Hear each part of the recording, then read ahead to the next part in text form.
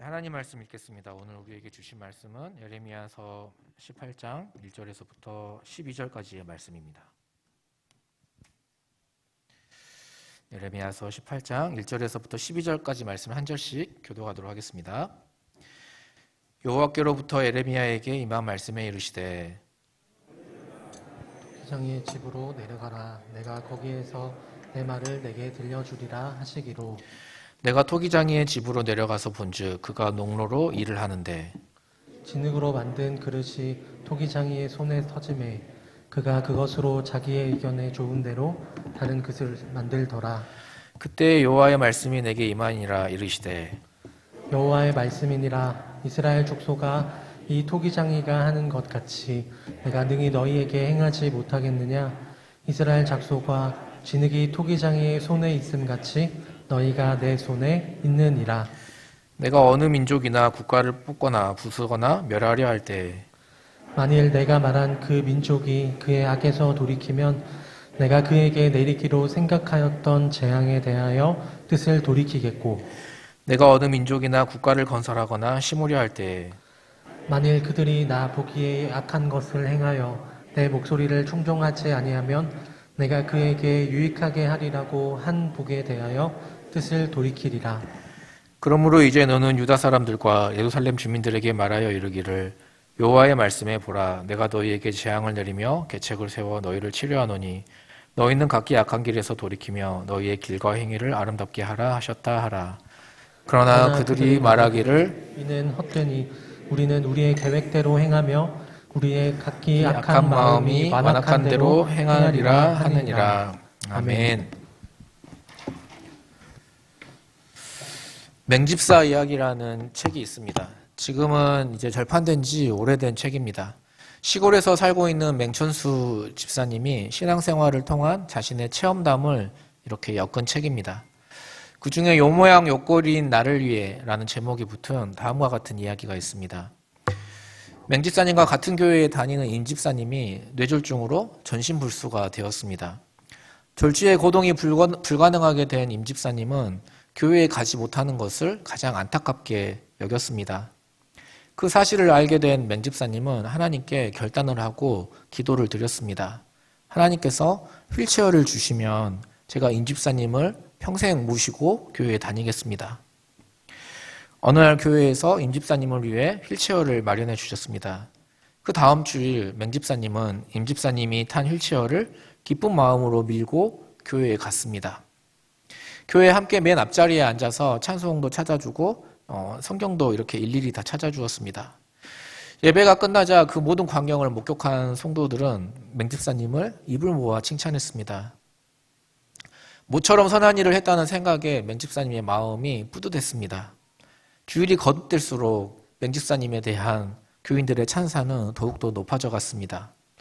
교인들뿐만이 아니었습니다. 예배당으로 가기 위해서는 반드시 길목에 위치한 구멍가게를 지나야 했습니다. 너댓 사람들이 소주잔을 주고받으면서 자기들끼리 이야기하는 것을 맹집사님이 우연히 듣게 되었습니다. 저 사람이 천국에 가지 못한다면 이 세상 어느 누구도 천국에 발을 들여놓지 못할 거야. 그러나 그와 반비례하여 맹집사님의 기쁨은 점점 엷어지기만 했습니다. 그러다가 급기야는 임집사님이 무거운 짐으로 느껴지기 시작했습니다. 수요일 저녁이었습니다. 그날은 몹시도 비가 많이 왔습니다. 옛날 시골 도로에는 지금처럼 이렇게 아스팔트가 깔려있지 않지요. 아스팔트 도로가 아니었습니다. 휠체어 바퀴가 계속 진창에 빠졌고 그때마다 맹집사님은 온 힘을 다해서 휠체어를 들어 올려야만 했습니다. 그날따라 이 집사님은 왜 그렇게 무거운지 예배 시작한 시간이 이미 지났지만 아직도 교회까지는 멀기만 했습니다. 그날 맹집사님은 속으로 임집사님을 얼마나 증오하고 저주했는지 모릅니다. 휠체어를 주시면 임집사님을 휠체어로 태워서 평생 교회에 모시고 다니겠다고 결단하고 기도한 것이 너무나 후회가 되었습니다. 교회에 도착했을 때는 이미 예배가 시작한 지 30분이 지난 뒤였습니다. 그날 예배를 끝내고 다시 폭우 속에서 휠체어를 밀며 전쟁 치르듯이 집에 당도하기까지 맹집사님은 임집사님과 단 한 번도 눈을 마주치지 않았습니다. 이렇게 비가 많이 오면 상식이 있는 인간이라면 미안해서 오늘은 교회 못 가겠다고 고생하시는데 오지 말라고 이야기해야 정상적인 인간이 아니겠습니까? 마음속으로 임 집사님이 얼마나 미웠는지 모릅니다. 사흘이 지나 주일이 되었습니다. 임 집사님의 휠체어를 생각만 하는 것으로도 끔찍했지만 교인들의 눈이 무서워서 맹 집사님은 어쩔 수 없이 임 집사님을 다시 휠체어에 태우고 교회로 향했습니다. 길에서 만나는 교인들마다 맹 집사님에게 반갑게 인사를 하며 자기들끼리 맹 집사는 천사야 라고 말했습니다. 그 말에 지금 마음속으로는 임 집사님을 중호하고 있는 맹 집사님은 부끄러워서 견딜 수가 없었습니다. 이윽고 예배당 문 앞에 이르렀습니다. 그러나 맹 집사님은 선뜻 예배당 안으로 들어갈 수가 없었습니다. 양심의 가책과 찔림으로 인함이었습니다. 맹 집사님은 예배당 문 앞에서 잠시 눈을 감고 하나님의 긍휼을 구하는 기도를 드렸습니다. 그리고 그 순간 마음속에 무언가 소리치는 것이 있었습니다. 그래, 그렇구나. 아니, 그랬구나. 지금까지 내가 예배당 안으로 들어가는 것이 아니었구나. 요모양 요꼴인 나를 위해 십자가 위에서 희생 제물이 되어주신 예수님, 그분 안으로 들어가는 것이었구나. 집을 나오면서부터 지금까지 한 말씀도 하시지 않던 임 집사님이 그날에는 교회를 예배를 마치고 돌아가면서 오랜만에 입을 열었습니다. 맹 집사, 많이 힘들지? 그러나 주님께서 자네를 도울 것에 고마우이. 성도님들은 이와 같은 비슷한 경험이 있으신지 모르겠습니다. 저는 다양하게 많이 경험합니다. 처음에는 기쁨으로 섬기고 모든 것이 다 은혜이고 감사였습니다. 제가 생각해도 제 자신이 굉장히 뿌듯해요. 그러나 시간이 지나자 그 기쁨과 감사는 점차 엷어지고 단지 형식만 남은 채로 내가 그런 결단과 그런 기도를 왜 했단 말인가. 하나님에 대한 원망과 다른 기도는 잘 들어주시지도 않는데 그런 기도는 잘 들어주시죠. 성도들과 이웃들에 대한 원망과 불평으로 마음이 차오릅니다. 남들은 나에게 천사라고 부르고 주변에 집사님 신앙생활 하는 모습이 너무 보기 좋습니다 라는 이야기를 듣지만 정작 내 마음은 냉랭합니다. 지금 이곳에 앉아있는 우리의 속마음이 다 드러나지 않아서 망정이지 만약 드러난다면 여기 서 있는 저의 모습이 그리고 여기 이렇게 예배당 안에 있는 우리의 모습이 하나님 앞에서 얼마나 뻔뻔한지 모르겠습니다. 그 뻔뻔함을 알기에 요모양 요꼴이 나를 위해 십자가 위에서 희생 제물이 되어주신 그 주님의 사랑과 긍휼을 의지하여서 이곳에 나온 곳입니다. 문제가 있습니다. 시간이 지나면 이런 뻔뻔함조차 잃어버린다는 것입니다. 요모양 요꼴인데 모습을 도무지 보지 못합니다. 내 눈에 있는 들보는 보지 못한 채 남의 눈에 티끌만 보입니다. 어떠한 양심의 가책도 느끼지 못한 채로 예배당 문만 드나듭니다. 그야말로 형식적인 크리스찬으로 살아가는 것입니다. 오늘 본문의 이스라엘 백성들이 그랬습니다. 어리석은 백성들은 하나님 앞에 범죄하면서도 우리는 하나님의 택하신 백성이고 우리에게 성전이 있으니 우리는 심판받지 않는다고 믿었습니다. 그들은 성전을 드나들며 제물을 드렸고 제사를 드렸고 예배를 드렸습니다. 그러나 그들은 겉과 속이 달랐습니다. 죄를 지으면서도 전혀 양심의 가책을 느끼지 못하였습니다. 그야말로 형식적으로 예배를 드렸습니다. 17장에 보면 그들은 안식일에 짐을 지고 예루살렘 성전을 드나들었습니다.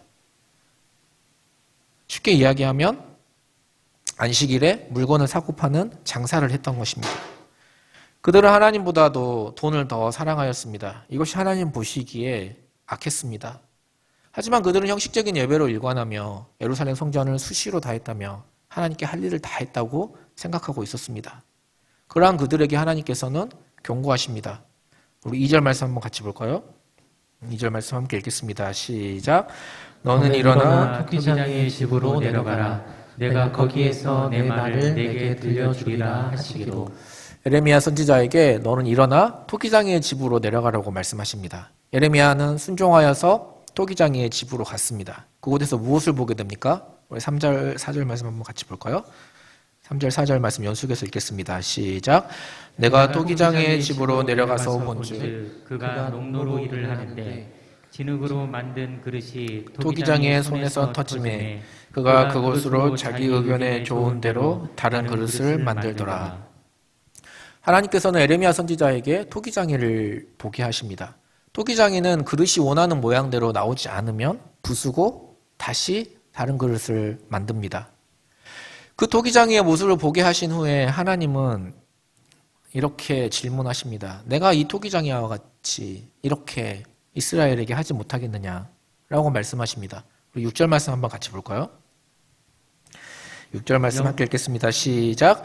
여호와의 말씀이니라 이스라엘 족속아 이 토기장이가 하는 것 같이 내가 능히 너희에게 행하지 못하겠느냐. 이스라엘 족속아 진흙이 토기장이의 손에 있음 같이 너희가 내 손에 있느니라. 아멘. 어리석은 백성은 범죄하면서도 자신들이 하나님의 택하신 백성이고 예루살렘 성전이 우리에게 있으니 우리가 그곳에서 예배를 드리고 있으므로 멸망하지 않는다고 스스로 생각하였습니다. 자신의 죄악을 전혀 보지 못하였습니다. 그러나 하나님은 어떻게 말씀하십니까? 토기장이가 자신이 아무리 소중히 만들었다고 할지라도 그 그릇이 잘못되면 그 그릇을 부수듯이 그것이 토기장이의 마음에 있듯이 나도 내가 지은 너희를 버리고 심판하시겠다고 경고하시는 것입니다. 자녀를 키워보신 부모님들은 이해하실 것 같습니다. 부모가 정말 자녀를 체벌하려고 마음 먹으면 매를 들고 바로 체벌을 하지 경고를 하지 않습니다. 주서라 이제 장난 그만하고 이제 치카치카 해야지. 5살 남자아이들은 한 번 말하면 절대로 못 알아먹습니다. 최소한 5번을 이야기해야 조금 알아먹는 것 같아요. 못 듣는 것인지 못 들은 척 하는 것인지 잘 모르겠습니다. 그럼 점점 목소리가 커지죠. 주서라 이제 그만 빨리 아빠가 오라 그랬지. 그러다가 말을 안 들으면 아이를 찾아가서 아이를 안고 욕실로 들어가서 아해 입을 벌리고 칫솔을 집어넣어서 치카치카를 시킵니다. 저희 아이는 충치를 치료하느라고 수면 마취까지 했었던 경험이 있기에 양치를 어떻게든 시키려고 노력합니다. 근데 양치를 잘 안 하려고 하시는 것이죠. 경고라는 것은 아직 기회가 있다는 뜻입니다. 하나님께서 지금 경고하시는 것은 지금 이스라엘 백성들에게 아직 구원과 회복의 기회가 있다는 것을 의미합니다. 이미 정해진 심판이었지만 내가 심판하려고 마음 먹었지만 너희가 돌이키면 그 재앙을 거두겠다고 말씀하십니다. 우리 10절 말씀 한번 같이 볼까요? 10절 말씀 함께 읽겠습니다. 시작. 만일 그들이 나 보기에 악한 것을 행하여 내 목소리를 청종하지 아니하며 내가 그에게 유익하게 하리라고 한 복에 대하여 뜻을 돌이키리라. 제가 8절 말씀도 읽어드리겠습니다. 만일 내가 말한 그 민족이 그의 악에서 돌이키면 내가 그에게 내리기로 생각하였던 재앙에 대하여 뜻을 돌이키겠고 백성들이 어떤 태도를 보이냐에 따라서 내가 재앙을 거두기도 하고 재앙을 내리기도 하겠다고 말씀하십니다. 그러나 그들은 돌이키지 않았습니다. 우리 10절 말씀 한번 같이 볼까요? 10절 말씀도 한번 같이 읽겠습니다. 시작. 만일 그들이 나 보기에 악한 것을 행하여 내 목소리를 청종하지 아니하며 내가 그에게 유익하게 하리라고 한 복에 대하여 뜻을 돌이키리라. 그러나 그들은 돌이키지 않았습니다. 우리는 이미 에레미야의 결론을 알고 있죠. 하나님의 그 수많은 경고와 사랑의 메시지에도 불구하고 그들은 뜻을 돌이키지 않습니다. 하나님께로 마음을 돌이키지 아니하고 심판을 받습니다. 그들은 오히려 에레미야를 거짓 선지자로 거짓 심판을 선포하는 거짓 선지자 취급을 하였습니다. 우리에게 예루살렘 성전이 있고 우리가 이곳에서 예배하고 있지 않느냐. 우리는 하나님의 백성이고 하나님의 약속이 우리에게 있는데 어떻게 우리가 하나님을 믿지 않는 이방인들에게 심판받을 수 있단 말이냐. 너는 거짓 선지자이면 틀림없다 라며 도리어 예레미야를 핍박했습니다. 그들에게는 그들의 하소연대로 그들의 항변대로 하나님께서 다윗이 성전을 준비할 때 솔로몬이 하나님 앞에 성전을 봉헌할 때 했었던 하나님의 약속이 있었고 예루살렘 성전이 있었고 하나님 앞에 예배를 드렸습니다. 그럼에도 불구하고 그들은 심판을 받았습니다. 저는 이런 본문을 보면서 이런 생각이 들었습니다. 우리도 예수 믿으면 구원받는다는 약속을 믿고 약속의 백성으로서 신앙생활을 하는 건데 그렇다면 우리도 이 약속에서 벗어나 심판받을 수도 있다는 말인가? 다시 말하면 쉽게 말하면 한 번 받은 구원은 영원한 것인가? 아니면 우리도 이스라엘 백성들처럼 구원을 잃어버리고 심판받을 수 있다는 것인가? 어떻게 생각하십니까? 구약과 달리 신약 시대이기 때문에 예수를 믿으면 무조건 구원 받습니까? 그렇다면 방금 대답에 제 질문에 네라고 대답하신 분들은 그렇다면 예수를 믿고 구원을 받은 이후에는 아무렇게나 살아도 되는 것입니까? 이스라엘 백성들처럼 말입니다. 한 번 구원은 영원한 구원이냐 아니냐 이런 질문에 대해서 기본적으로 성경은 이중적인 태도를 취합니다. 이중적인 태도라는 것은 둘 다를 다 같이 말한다는 거예요. 왜냐하면 성경책은 교리책이 아니고 현대인들의 사고방식으로 쓰여진 책도 아니기 때문입니다. 하나님의 사랑을 끊을 자가 없고 끝까지 지켜주신다와 인침을 받은 자는 마지막 때까지 보호함을 받는다라고 말씀하십니다. 그러나 분명히 구원을 받기 위해 믿음을 지켜내라와 생명의 면류관을 받기 위해 죽도록 충성하라 라고도 말씀하십니다. 죄와는 피 흘리기까지 싸우라고 말씀하세요. 구원을 다 완성된 무엇이 아닌 표대를 향하여 달리는 경기에 비유하기도 하였습니다. 우리는 그렇습니다. 현대인들의 특성이 그래요. 한 번 구원은 영원한 구원이냐 아니냐 이런 질문에 노나 예스 같은 깔끔한 답변을 원하지만 성경은 그렇지가 않습니다. 왜냐하면 관계를 규범으로 정할 수 없기 때문입니다. 만약에 사랑을 수치로 환산한다면 어느 정도 수치로 만들어낼 수 있을까요? 어느 정도의 문학과 어느 정도의 글로 표현할 수 있을까요? 하나님은 자유로우시고 우리에게도 자유의지가 있습니다. 관계라는 것은 하나님의 입장에서도 인간의 입장에서도 누구나 끊을 수 있습니다. 사실은 하나님 마음이죠. 오늘 본문의 토기장이신 하나님께서 그릇을 깰지 말지 결정하는 것은 토기장이의 마음입니다. 오늘 본문의 구약뿐만이 아니라 신약에서도 수많은 구절에서도 구원의 상실을 이야기합니다. 분명히 이야기합니다. 그러나 기본적으로 하나님은 자비로우십니다. 오늘 본문에서 토기장이로의 비유를 들어 그들에게 경고하시는 이유 역시 그들을 다시 돌아오게 하시기 위함이었지 심판을 위한 목적이 아니었습니다. 탕자의 아버지처럼 누구나 돌아오면 다 받아주시고 구원의 길에 동행해 주십니다. 제가 한 신약학자의 글을 읽은 적이 있습니다. 구원에 관한 우리의 질문에 대하여서 신약 저자들의 답변을 적은 글이었습니다. 대략 이렇습니다. 한번 띄워주시겠어요? 자, 하나님의 인자는 끝이 없지요.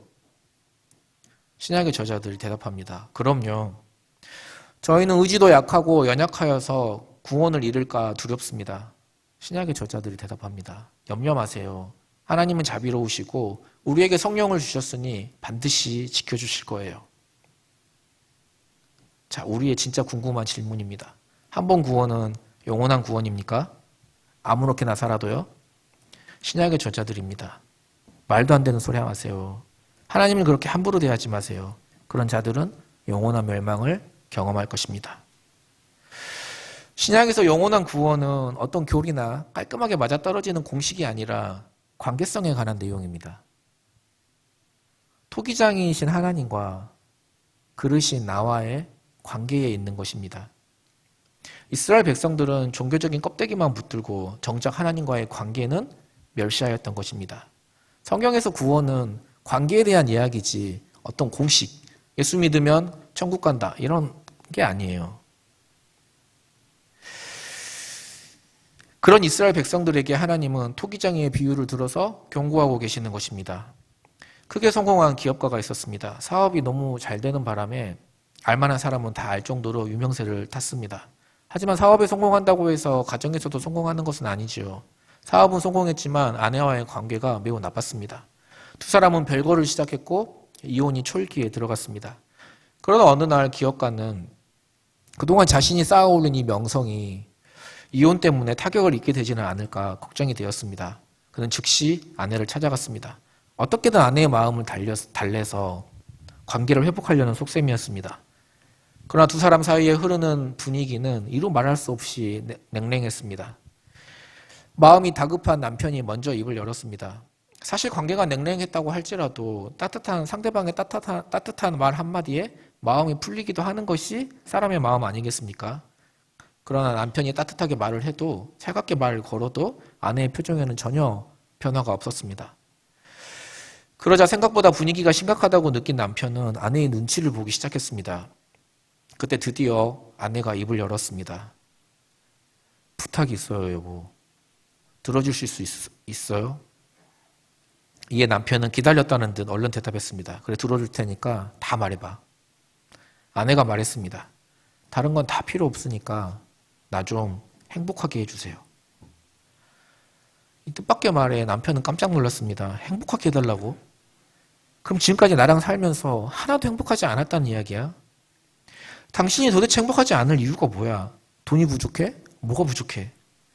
그동안 당신이 산 옷과 명품백은 도대체 몇 개이고, 우리 주변에 우리 정도 되는 부자가, 우리만큼 잘 사는 부자가 어디 있다고 그래? 도대체 뭐가 더 필요해? 뭘 더 어떻게 행복해? 남편은 소리를 쳤습니다.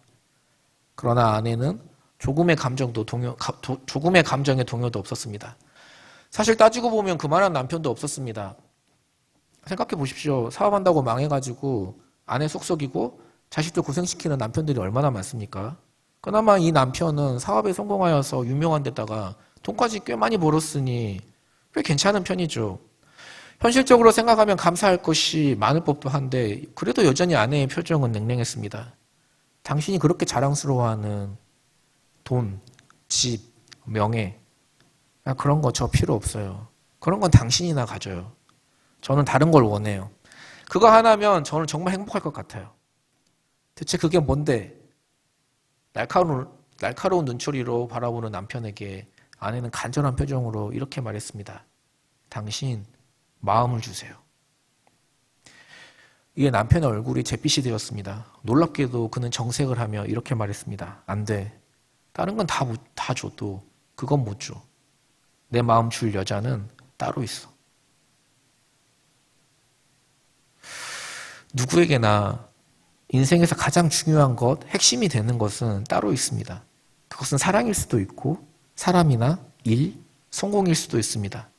그것이 무엇이든 가장 소중한 그 하나는 결코 다른 것과 바꿀 수 없고 그래서 아무에게나 줄 수도 없습니다. 그런데 앞에서 소개한 남편의 경우처럼 모든 것을 내줄 만큼 사랑하는 사람이 나에게 이렇게 말한다면 어떻겠습니까? 다른 건 다 줘도 그것만큼은 안 돼. 그건 못 줘. 그래도 괜찮으시겠습니까? 그러면 그거 말고 다른 것이나 가져야겠다라고 말하면서 행복할 수 있을까요? 하나님이 이스라엘 백성들에게 그리고 오늘날 우리에게 진정 바라시는 것이 무엇인지 아시겠습니까? 하나님 다른 거 다 필요 없다고 말씀하세요. 너희가 예루살렘 성전으로 가져오는 이 예물이 나에게는 필요가 없단다. 너희가 희생 제물로 드리는 이 제물을 태우는 냄새가 내게는 역겹구나. 이 세상의 천지 만물이 다 내가 지었고 이 천지 만물이 다 내 것이고 은도 금도 다 내 것인데 내가 토기장이인데 내가 무엇을 더 원한단 말이냐. 나는 너희의 마음을 원한다. 라고 말씀하시는 것입니다. 흔히들 신앙생활이라는 말을 자주 씁니다. 대체 신앙생활이라는 것은 무엇일까요? 생활이라는 것은 한 번 믿고 끝나는 게 아니지 않습니까? 이어지는 생활을 의미합니다. 신앙은 어떤 종교적인 의식을 배우거나 교회라는 공동체의 문화에 익숙해지는 것을 말하는 것이 아닙니다. 교회에 봉사를 하거나 헌금을 많이 하는 것을 의미하지 않습니다. 물론 교회에 다니려면 이런 것도 필요합니다. 하지만 신앙의 본질적인 의미는 무엇입니까? 구원의 본질적인 의미가 어디에 있습니까? 살아계신 하나님과 인격적인 관계를 맺고 그로부터 생명을 누리는 것입니다. 성경은 이런 것을 신앙이라고 말합니다. 그래서 신앙이 좋다는 말은 살아계신 하나님과 생명의 관계를 누리고 있다는 뜻입니다. 하나님과 어떤 사이라는 거예요? 마음과 마음을 주고받는 그런 관계라는 것이죠. 그렇다면 반대로 하나님과의 관계가 냉랭하거나 어긋나 있는 사람은 어떻게 되겠습니까? 교회에 정식으로 이런저런 활동을 하고 여러 가지 직분도 받고 열심히 봉사를 하지만 서론에 이야기한 맹집사님처럼 무거운 의무감으로 가득 차 있을 수 있습니다. 마음속에는 기쁨보다는 미움과 증오로 가득 차 있을 수 있습니다. 하나님을 섬기는 기쁨이나 감격은커녕 생명의 관계를 맺는다는 말의 의미조차 모를 수 있습니다. 십자가를 보아도 그 사랑을 아무리 들어도 아무런 느낌도 없습니다. 겉으로 보기에는 아무런 문제가 없어 보여요. 예배와 여러 모임의 순서와 종교적인 용어와 방식을 꿰뚫고 있습니다. 교회에서 어떤 행사를 하면 무엇이 잘못됐고 무엇이 부족했는지 예리하게 비판할 줄도 알고요. 심지어 목사의 설교도 그거 나 아는 설교인데 목사님 또 저 말씀. 설교도 평가할 수 있습니다. 그러나 신앙의 의미를 모른다면 우리는 형식적인 종교인이 될 수밖에 없습니다. 긴 시간을 함께 살며 자식을 낳고 살았지만 법적으로는 부부 관계이지만 이미 마음은 멀어진 냉랭한 법적으로만 부부일 뿐 마음은 남남인 상태로 살아가는 결혼 생활은 결코 행복할 수 없습니다. 하물며 살아계신 하나님과 우리 사이에 어떤 종교적인 의무나 두려움 때문에 억지로 유지하고 있다면 이 또한 얼마나 불행하며 얼마나 힘이 들까요? 기억하셔야 합니다. 에레미야서를 보면 잘 아시겠지만 그들은 하나님을 버리지 않았어요. 오히려 성전이 우리에게 있다라고 외쳤습니다. 성전이 우리에게 있는데 우리가 이렇게 신앙생활을 하고 있는데 우리가 하나님께 이것도 하고 저것도 하고 있는데 어떻게 심판받을 수 있느냐며 오히려 따져 물었습니다. 하나님을 믿지 않는 이방인들에게 우리가 심판받는다는 게 도대체 말이 되느냐고 따져 물었습니다. 그들은 하나님을 버리지 않았어요. 망하는 그 순간까지 끝까지 성전을 붙들었습니다. 다만 그들은 하나님도 섬기고 내면의 은밀한 연인인 우상도 함께 섬겼습니다. 한마디로 바람을 피운 것입니다. 전문 용어로는 양다리를 걸친 거예요. 성공한 사업가 남편이 부인에게 이것저것 다 줄 수 있어도 마음만은 다른 곳에 있었던 것처럼 이스라엘 백성들은 하나님 앞에서 겨우겨우 억지춤 추면서 내면의 연인인 은밀한 그 우상 앞에서는 정말 신명나게 정말 시간 가는 줄 모르고 정말 즐거워서 춤을 췄습니다. 생각해 보십시오. 억지 춘향이는 보는 것만으로도 힘들지 않습니까? 하나님께서도 그런 그들의 모습을 너무나 힘들어 하셨어요. 그래서 하나님께서 토기장애의 비유를 들어 내가 각별한 애정과 사랑을 주어서 만든 그릇이라고 할지라도 잘못되면 깨뜨리고 다시 새롭게 만들 것임을 말씀하고 계시는 것입니다. 그들이 하나님이 아니라 껍데기인 성전을 붙들고 있었기 때문에 그 성전을 의지하였기에 그 성전마저 무너뜨릴 것이라고 말씀하시는 것입니다. 우리 8절 말씀 다시 한번 읽어볼까요? 8절 말씀 함께 읽겠습니다. 시작. 만일 내가 말한 그 민족이 그의 악에서 돌이키면 내가 그에게 내리기로 생각하였던 재앙에 대하여 뜻을 돌이키겠고. 사실 이스라엘 백성들에게는 굉장히 많은 기회가 있었습니다. 악에서 돌이켜 하나님과의 관계를 회복할 수 있는 기회가 굉장히 많았습니다. 오늘날 우리도 하나님과의 관계를 회복할 수 있습니다. 어떻게 우리가 하나님과의 관계를 회복할 수 있습니까? 우리 요한일서 4장 10절 말씀 한번 같이 볼까요? 요한일서 4장 10절 말씀 함께 읽겠습니다. 시작.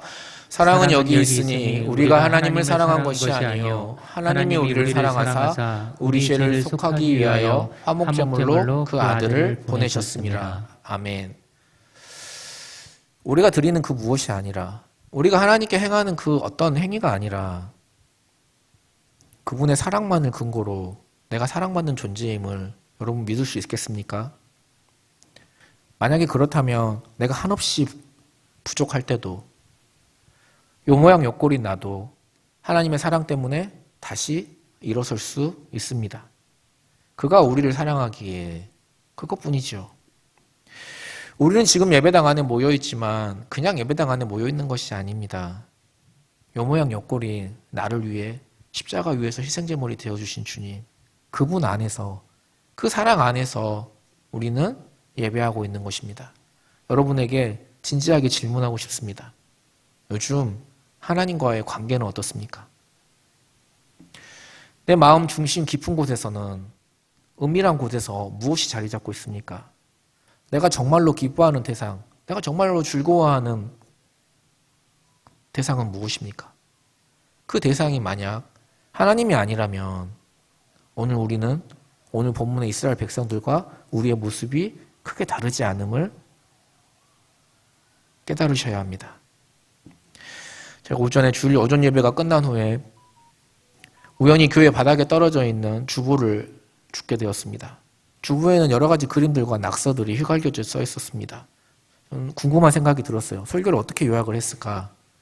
저는 설교에 대한 요약인 줄 알고 자세히 살펴보았더니 골프 스윙하는 그림과 스윙할 때 자신의 약점과 자신의 약점을 보완해서 훈련할 수 있는 방법, 그리고 제가 알 수 없는 각종 골프 장의 이름들, 골프 용어들이 어지러이 적혀 있었습니다. 그 정도 열심이라면 네, 금방 타수를 줄일 수 있겠죠. 아마도 예배 후에 골프 약속이 잡혀 있거나 아니면 원래 골프를 가야 하는데 아내의 잔소리 때문에, 부모님의 잔소리 때문에, 크리스찬이라는 명목 때문에, 아니면 어떤 직분 때문에 억지로 예배에 참석했는지도 모르겠습니다. 혹 취미생활보다 더 못한 신앙생활을 하고 있지는 않습니까? 예배드리는 우리의 태도는 어떻습니까? 하나님과 마음을 주고받는 예배라고 여러분은 스스로 말할 수 있겠습니까? 우리도 이스라엘 백성들처럼 죄악에 대한 어떠한 느낌도 없이 아무런 양심의 가책도 없이 그저 형식적으로 예배당 문만 드나들고 있지는 않습니까? 예배당 문 앞에서 예배당 안에 들어가기가 꺼려질 정도로 하나님 앞에서 내 자신의 죄악된 모습과 부끄러운 모습을 깨달은 적은 도대체 언제이십니까? 제가 서론에 말씀드린 맹집사 이야기라는 책은 1992년에 발행된 책입니다. 그러나 저는 이 맹집사 이야기를, 그 안에 나오는 이야기들을 예화로 굉장히 자주 사용합니다. 우리의 신앙생활에서 맹집사님과 같은 신앙의 순수함이 점점 사라져가고 있다고 제 자신도 느끼고 많은 이들이 느끼는 것 같아서 그렇습니다. 저만 느끼는 건 아닐 것입니다. 예배당 문 앞에서 깨달은 맹집사님의 그 깨달음, 그래, 그렇구나, 그랬구나. 지금까지 내가 예배당 안으로 들어가는 것이 아니었구나. 요 모양 요 꼴인 나를 위해 십자가의 희생제물이 되어주신 예수님, 그분 안으로 들어가는 것이었구나. 이런 깨달음이 우리 가운데도 넘쳐서 하나님과의 깊은 관계 속에서 억지로, 의무로 하는 신앙생활이 아닌 기쁨으로 행복하게 신앙생활 하시기를 예수님의 이름으로 소망합니다.